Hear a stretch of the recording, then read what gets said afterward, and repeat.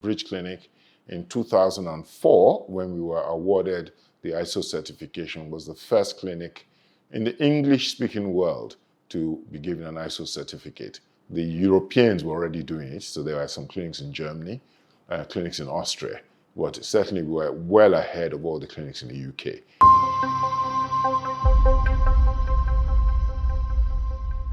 In the early days, quality standards were not part of the consideration. What was important is to get a business going.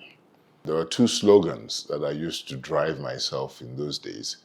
One was in trying to raise investment. I used to tell myself the vulture was a patient bird because you had to spend a lot of time waiting. And the second one was something borrowed from when the settlers went to America, which is that the chest of the pioneers is full of arrows, because there were so many challenges in those early days trying to get Bridge Clinic going. I remember struggling to raise financing to get going, and I think as November 1998, I managed to get 17 patients to pay for treatment and had a makeshift laboratory. I brought the team from King's College to support the program, and on assessing the patients, the first point they made was, listen, these patients will not get pregnant, because when you look at the characteristics of the patients in terms of their age and the level of their reproductive issues, they felt that they were not the type of patients we should start with. It was quite interesting because I remember telling the guys from King's that, well, it's the money they paid that I used to pay for your trip to come to Nigeria. And John Parsons then told me, well, Richard, this is your problem, not mine. And so we had to cancel all the treatments. I had to look for money to refund the patients. And then they gave me specifications to improve the quality of the laboratory. And we went out to try and raise more money so we can provide a better laboratory, which we did. They came back, I think it was in February 1999. We ran another set. I think then we treated 12 patients. Of the 12, we found that 6 of them did not respond to treatment.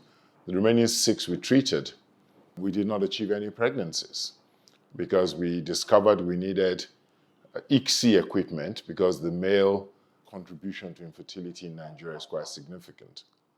So we had to go and raise more money to buy the ICSI equipment, and that heralded in the success of our first pregnancies, which was the treatment in June 1999. We had the first babies in January 2000. So I think the message I'm really trying to get across is one of the kind of resilience that you need when you're starting up anything.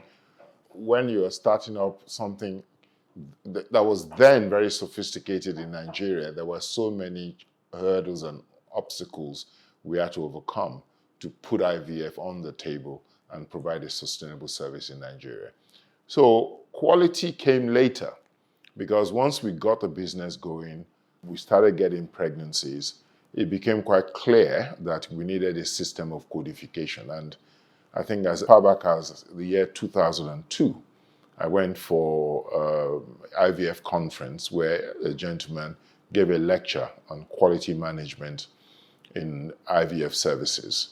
And it made a lot of sense to me because not only did it break down the whole process of IVF, it created a situation of making sure you assured your value proposition to your clients, because by breaking down the processes and making sure you are clear on the inputs for each process and its output and make sure you deliver those, it created an opportunity for business sustainability, because once you implemented these systems in place, you had clear guidelines to employ staff, clear guidelines to train them, clear guidelines to test their proficiency, clear guidelines to incentivize them, clear guidelines to manage their performance. And once you put all these systems in place, it allowed us to just continue to create a business that can sustain itself for as long as possible. So quality came later, and I think Bridge Clinic in 2004, when we were awarded the ISO certification, was the first clinic